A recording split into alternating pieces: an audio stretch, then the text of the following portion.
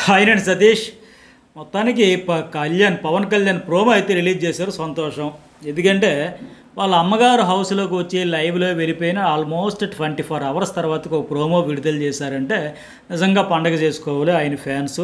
మరి మంచి ముహూర్తం కోసం ఎదురు చూశారు, దుర్ముహూర్తం అందన ఆలస్యం చేశారు, మంచి శుభగడియలు రావాలని వెయిట్ చేశారు. కానీ ఇంత లేటుగా ప్రోమో ఏంటి అర్థం కావట్లే. ఇంకా ఇమాన్యుయల్ ఆయన ప్రోమో అసలు ఇంకెప్పటికే రిలీజ్ చేస్తారు, లేకపోతే ఎపిసోడ్లో మరెందుకు ఇంకెందుకు ప్రోమోని ఆపేస్తారు. కానీ ఇదంతా కావాలని పకడ్బందీగా ప్లాన్ చేస్తున్నట్టు అనిపించట్లే. ఫ్యామిలీ వీక్ అసలే టైం కోత పెట్టేశారు, చాలా తక్కువ టైం ఇచ్చారు. పకడ్బందీగా ప్లాన్ చేసుకుని మరి మిగతా వాళ్ళకు అనుకున్నట్టుగా ప్లాన్ చేసుకుంటూ వీళ్ళకి చాలా తక్కువ టైం ఇచ్చి ఆ తక్కువ టైంలో వచ్చేదానికి ఇది జనరల్గా ఏంటంటే వీళ్ళిద్దరు బ్యాక్గ్రౌండ్ గమనిస్తే కళ్యాణ్ కావచ్చు, ఇమాన్యుయల్ కావచ్చు చాలా పూర్ బ్యాక్గ్రౌండ్ నుంచి వచ్చారు. కనుక కాసేపు ఎక్కువసేపు 1 గంట 2 గంటలు ఉన్నారంటే ఫన్ మోడ్ అంతా అయిపోయిన తర్వాత ఎమోషన్ అయిపోయిన తర్వాత ఆటోమేటిక్గా ఫ్యామిలీ కష్టాలు కన్నీళ్ళ గురించి కూడా ఏదో టాపిక్ వచ్చేటప్పుడు అవన్నీ రివీల్ అయితే ఖచ్చితంగా హార్ట్ టచింగ్ జర్నీస్ కనుక వెళ్ళవే ఫ్యామిలీ. ఇప్పుడు ఇమాన్యుయల్ చెప్పాడు, అట్లాగే కళ్యాణ్ చెప్పాడు హాస్టల్ గురించి. హాస్టల్ జీవితంలో ఉండేటప్పుడు ఫోన్ కాల్ కోసం వెయిట్ చేసేవాడిని, అప్పుడు ఫ్యామిలీ కష్టాలు కన్నీళ్ళు ఇబ్బందులు ఉండే బిజినెస్లో దెబ్బతినడం వల్ల తప్పనిసరి పరిస్థితుల్లో హాస్టల్లో పెట్టారు, అత్తగారింట్లో పెట్టారు, ఆ తర్వాత ఇట్లా పెట్టారు, నాకు రాలేకపోయి ఇవన్నీ చెప్పాడు కదా. ఆ టాపిక్ మళ్ళీ ఇక్కడ రైజ్ అయితే ఖచ్చితంగా హార్ట్ టచింగే, ఒక సింపతి వర్కౌట్ అయ్యే ఛాన్సెస్ వెరీ హై.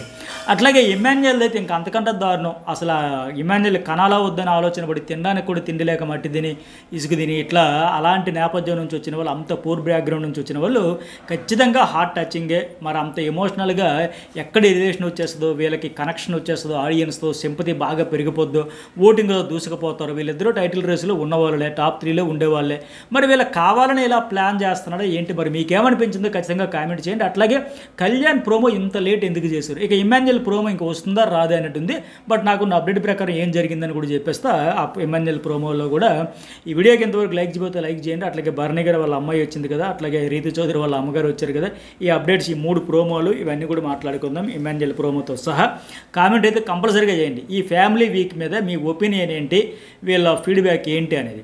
సరే, ఇక కళ్యాణ్ అయితే ఆ రోజు చూసారా నాకు ఫ్యామిలీ వీక్ వద్దు వద్దు వద్దు అన్నాడు. నిన్న వాళ్ళ అమ్మగారు వచ్చి వెళ్ళిపోయిన తర్వాత ఏడుస్తూనే కూర్చుంటే బాగా ఎమోషన్ అయిపోయాడు. సంజన వచ్చి ఓకే హ్యాపీ టీయర్స్ కదా రానిలే అని చెప్పేసి వాళ్ళ అమ్మగారు వచ్చారు. ఏంటో తినట్లా సన్నబడిపోతున్నావు, ఇక తల్లి ప్రేమ అట్లాగే ఉంటుంది కదా, ఏ తల్లిని అట్లాగే చెబుతూ ఉంటారు. సరే కప్పు తీసుకురా అని చెప్పేసి ఆయన కూడా ఇప్పుడు ఫుల్ హ్యాపీ అయిపోయి ఇన్నాళ్ళు లక్ష్మీ కొడుకు కళ్యాణ్ అంటే ఇప్పుడు నా పేరెంట్స్ వీళ్ళు అంటారని చాలా హ్యాపీగా ఫీల్ అవుతూ ఉన్నాడు. ఏ తల్లి కొడుకు అయినా కానీ తండ్రులు కానీ ఆ రక్త సంబంధం బంధం కాకుండా పోతుందా? ఆ రోజు ఆయన అలా చెప్పకుండా ఉండాల్సింది. అప్పుడు ఆయనకి ఆ చిన్నతనంలో హాస్టల్లో ఉండేటప్పుడు చాలామంది పిల్లలకి అది జరిగేదే. బట్ ఆ ఎమోషనల్లో ఏదో చెప్పాలనుకుని ఏదో చెప్పాలి మొత్తానికి చెప్పాడు. కానీ ఇంకా ఆ టైంలో ఆ సిచ్యువేషన్లో ఆ చిన్నతనంలో కొద్దిగా వెయిటింగ్ వల్ల ఫోన్ కాల్ కోసం వెయిట్ చేసి పెయిన్ అనిపించవచ్చు, అది ఎక్కడో గుండెల్లో ఉండిపోవచ్చు, అది ఆ సందర్భంలో అనుకోకుండా బయటపడిపోవచ్చు. కానీ తల్లిదండ్రులు అంటే ఆయనకి లేకుండా పోయిందో. కానీ చాలా నెగిటివ్ అయిపోయింది చూసారా, ఎంత ట్రోలింగ్ చేయాలో అంతా చేస్తారు, ఎంత నెగిటివ్ చేయాలో అంతా చేస్తారు. అపోనెంట్ కంటెస్టెంట్స్ తాలూకు వాళ్ళు ఆడుకుంటారు సహజంగా. ఒక అవకాశం దొరికితే దాన్ని ఎలా భూతద్దంలో చూపించాలా, పెద్ద చేసేలా హడావిడి ఏంటి అందరూ ఫ్యామిలీ వీక్ కోసం పేరెంట్స్ కోసం పరితపించిపోతుంటే ఇతడేంటి పేరెంట్సే వద్దంటున్నాడు, ఇలాంటి విన్నర్ మెటీరియల్ ఏంటి, అది ఎంత బురద జల్లాలో అంతా జల్లేశారు. కానీ ఫైనల్గా ఏమైందా, బాండ్ లేకుండా పోయిందా? ఆవిడ వెళ్ళిపోయిన తర్వాత అతను ఏడ్చాడు. ఆవిడ కూడా వచ్చి అమ్మ మా పరిస్థితి బాగోలేక అప్పుడు తప్పనిసరి పరిస్థితిలో ఉంచాల్సి వచ్చింది తప్ప కొడుకు మీద ప్రేమ లేక నీరు. ఇప్పుడు ఈ ప్రోమోలో కూడా చూస్తా తల్లి కొడుకు అనుబంధం అంతా తెలుస్తూ ఉంది కదా. సో మొత్తానికి వీళ్ళ ఫ్యామిలీ వీక్ కూడా ఖచ్చితంగా ఎమోషనల్గా ఉండబోతోంది. వీళ్ళ కాస్త ఉన్న 14 నిమిషాల్లోనే సరే అనిపిస్తుంది. అట్లాగే నెక్స్ట్ వన్ ఇమాన్యుయల్ వాళ్ళ అమ్మగారు వస్తారు. అయితే లాస్ట్ మినిట్ వరకు వాళ్ళ అమ్మగారు రావాలా లేదా అతను గర్ల్ ఫ్రెండ్ అని చెప్పాడు కదా డాక్టర్ ఆ అమ్మాయి రావాలని ఫైనల్గా ఒక దశలో ఆ అమ్మాయి వద్దామని ఫిక్స్ అయ్యింది. మళ్ళీ లాస్ట్ మినిట్లో ఆవిడని చేంజ్ చేశారు. సర్లే ఇంకా అఫీషియల్గా మ్యారేజ్ కాలేదు కదా, అయ్యాక చూడొచ్చు. ఇది ఫ్యామిలీ వీక్ మళ్ళీ ఎక్కడ బురజల్లుతారు నెగిటివ్ అయిన మాదిరిగా. అయితే మనకున్న అప్డేట్ ప్రకారం ఆవిడ ఒక లెటర్ పంపారంట. లెటర్తో పాటు ఎంగేజ్మెంట్ రింగ్ ఏదో సంథింగ్ ఇచ్చారంట. మా రింగ్ ఎపిసోడ్ చూపిస్తారు చూపరు. కానీ ఆ లెటర్ అయితే ఇమాన్యుయల్ అందరి ముందు చదువుతాడంట. అందులో ఏంటి పెళ్లి చేసుకుందాం సో వాళ్ళ లవ్ ట్రాక్ సంబంధించి మళ్ళీ తండూరు ఛాయ్ గురించి ప్రస్తావించారు. ఎందుకని ఆ లెటర్లో ఏముంది అనేది మనం తర్వాత ఎపిసోడ్లో చూద్దాం. మరి ఆ ప్రోమో ఇవాళ వేస్తాడో రేపేస్తాడో, అసలు వేయాల్సిన అవసరం ఉందో లేదనుకుంటాడో. ఇమాన్యుయల్ ప్రోమో కోసం ఎంతమంది వెయిట్ చేస్తున్నారో కామెంట్ పెట్టండి. అట్లాగే లైక్ కూడా చేయండి.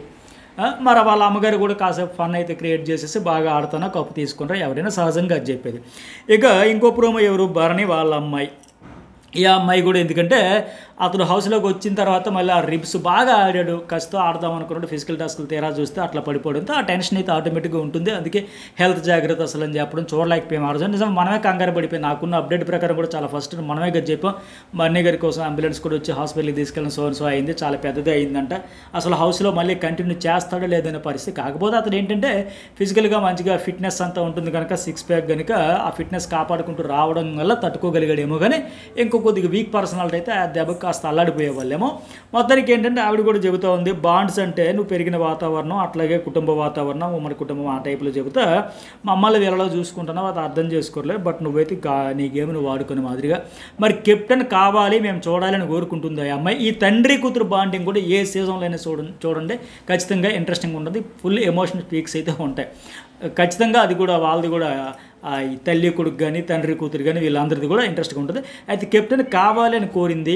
మరి కెప్టెన్సీకి సంబంధించి అప్డేట్స్ అన్నీ నాకు రాగానే నెక్స్ట్ జర్నలిస్ట్ స్టడీస్లో ఒక వీడియో అప్లోడ్ చేస్తా, చూడండి ఎట్లా ఉండబోతుంది ఏంటని. ఇంకో ప్రోమో ప్రకారం ఎవరు, రీతు చౌదరికి సంబంధించి కూడా వాళ్ళ అమ్మగారు వచ్చారు కదా, నీకు చెప్పింది ఏంటి, నువ్వు చేసింది ఏంటి, నీ కొట్టాలి నీకు చాలా ఉన్నాయి అంటే అమ్మ పక్కెళ్దాం పదంటే ఆమె అడుగుతూ ఉంది కదా, చపాతీ కర్ర ఎవరా నాకు అని చెప్పేసి.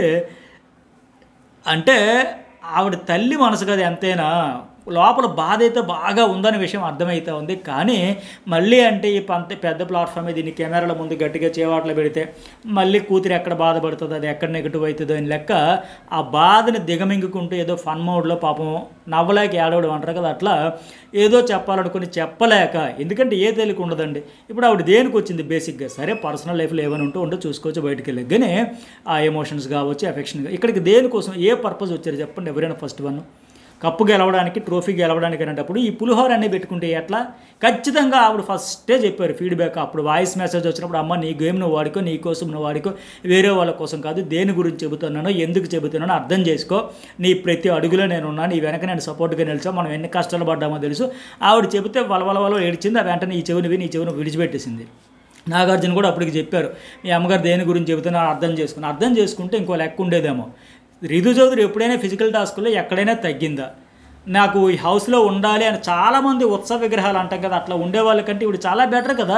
నేను ఉండాలి, ప్రతి టాస్క్లో గెలవాలి, కెప్టెన్ కావాలి, కంటెంట్ ఇవ్వాలి, అలా ఉండాలి, ఎలాగో కంటెంట్ క్రియేట్ చేయాలి, ఆడాలి. ప్రతి టాస్క్లో దొంగల టాస్క్ ప్రతి దగ్గర కూడా ఆ ఫిజికల్ టాస్క్లు కావచ్చు, ఆవిడ జీల్ ఉంది, ఆ ఫీల్ ఉంది, ఆ ఎమోషన్ ఉంది, ఆ ఫైర్ అయితే ఉంది. బట్ అన్నింటికంటే మైనస్ ఏంటంటే ఇది ఒకటి ఉంది.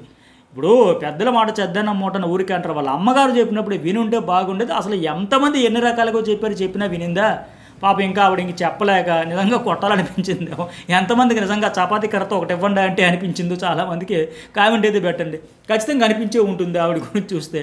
అట్లా ఎందుకంటే ఇప్పుడు పాపం ఆవిడ సర్లే మరి బ్యాడ్ అయిద్దేమో మళ్ళీ బాధపడుతుంది లేని లెక్క ఫన్ మోడ్లో చెప్పేసింది. కానీ మనకున్న అప్డేట్ ప్రకారం అంటే ఆ ఇమాన్యుయల్ కూడా చెప్పిందంట, అమ్మ రీతు నువ్వు వేరే వాళ్ళతో ఉండి అరుపులు, అలకలు, ఏడుపులు ఇవి తప్ప ఇంకో చిరాకు గొంతు చూడలేకపోయింది. నిన్న దివ్య వాళ్ళ అమ్మగారి, బాబోయ్ రీతు మీదే ఈ పక్క ఇలాగ అరుస్తారు, ఆ పక్క వెళ్తారు, ఆ మూలకి వెళ్తావు నువ్వు, ఈ మూలకి వెళ్తారు ఇతను, ఎట్లా వస్తారు, మళ్ళీ కలుస్తారు, మళ్ళీ అరుస్తారు, ఇవన్నీ చేస్తారు. అసలు ఈ హౌస్లో ఉన్నంతసేపు ఉంటారా, బయటికి వెళ్ళాకుంటారు, అసలు ఏంటి బాగుండి మాకు అర్థం కావట్లేదు అనేది కదా. అట్లా చాలామంది కనిపించే ఫీలింగ్.